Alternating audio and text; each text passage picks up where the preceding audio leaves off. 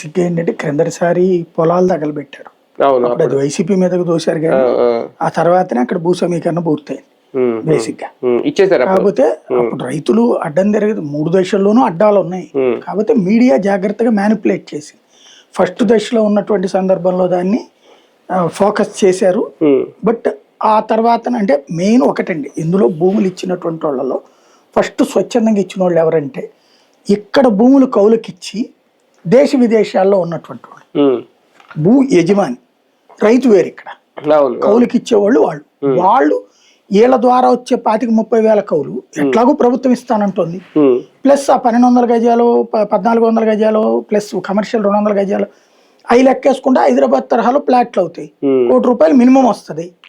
ఇచ్చుకుంటే తప్పే ఉంది, ఇక్కడ అమ్ముకుంటే 5 లక్షలకు మించి రాదు అన్న ఉద్దేశంతో మొదట ఇచ్చినటువంటి వాళ్ళు దాదాపుగా నాకు తెలిసి ఓ 10,000 ఎకరాలు మాత్రం 10-15,000 ఎకరాలు అట్లా ఇచ్చేశారు. అది ఒకటి సామాజిక వర్గ సమీకరణం ఉంది, బాబు గారి మీద నమ్మకం ఉంది. వాళ్ళని చూసి అట్లాంటి ఇతర రాష్ట్రాలు ఇతర దేశాల్లో ఉన్న ఇతర సామాజిక వర్గాల వాళ్ళు కూడా ఇచ్చేశారు. ఇది మొదటి దశలో సక్సెస్ఫుల్. అయితే అది ఒక 15,000 అనుకోండి, 15-20 వేలు అనుకోండి, మిగతా వాటి దగ్గర అడ్డాలు వచ్చినాయి. ఇస్తే మాకేంటి అంటే లేదు అని ఇక గ్రామాల్లో ప్రెషర్ పెరిగింది. అప్పుడు గుర్తుంటే తర్వాత ఉద్యమాల్లో కీలకమైన పాత్ర పోషించిన 3-4